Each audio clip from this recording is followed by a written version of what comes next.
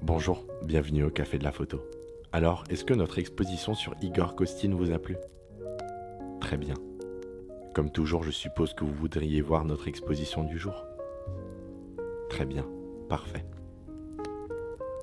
Notre exposition du jour est sur Ansel Adams, un photographe américain né en 1902 à San Francisco et décédé en 1984 à Monterrey. Dès son plus jeune âge, il manifeste une passion pour les grands paysages américains. Il est connu pour ses photographies des paysages américains en noir et blanc, prises dans les grands parcs nationaux, comme Yosemite et la Sierra Nevada. Il reçoit à ses 14 ans son premier appareil photo, un Brownie numéro 1 de chez Kodak, avec lequel il va parcourir Yosemite et va tomber amoureux du lieu et va rester pendant les 4 étés suivants jusqu'à en devenir guide. Il est l'inventeur du Zone System, un procédé qui permet de déterminer l'exposition correcte ainsi que l'ajustement du contraste sur le tirage final. Avec ses amis photographes Edward Weston et Imogen Cunningham, ils fondent la société Groupe F64 et créeront ensemble le département de la photographie au sein du musée d'art moderne de New York. L'objectif de ce groupe était d'élever la photographie au rang de grand art, à l'époque où elle est encore considérée comme une forme simple de documentation. Sa manière de fonctionner était d'ouvrir le diaphragme à son maximum et de capter avec la plus grande précision les plus infimes détails des paysages grâce à une profondeur de champ s'étendant du premier plan à l'infini.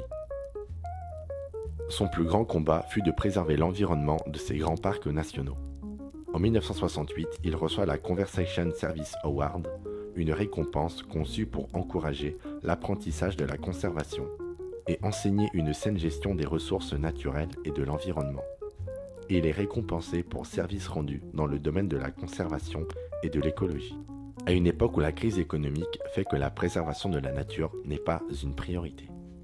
Il reçoit aussi en 1980 la médaille présidentielle de la liberté pour son engagement pour la protection des espaces sauvages et touristiques du pays.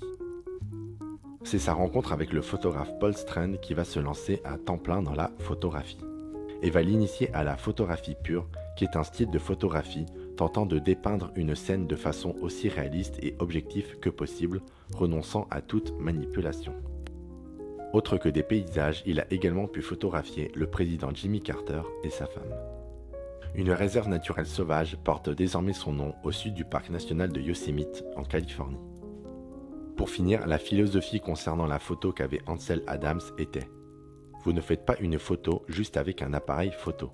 Vous apportez à l'acte de la photographie toutes les images que vous avez vues, les livres que vous avez lus, la musique que vous avez entendue et les personnes que vous avez aimées.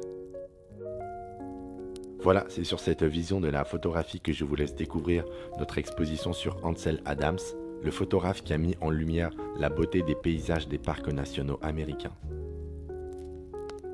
Pour ma part, je vous souhaite une bonne exposition, une bonne soirée et j'espère vous revoir bientôt au Café de la Photo.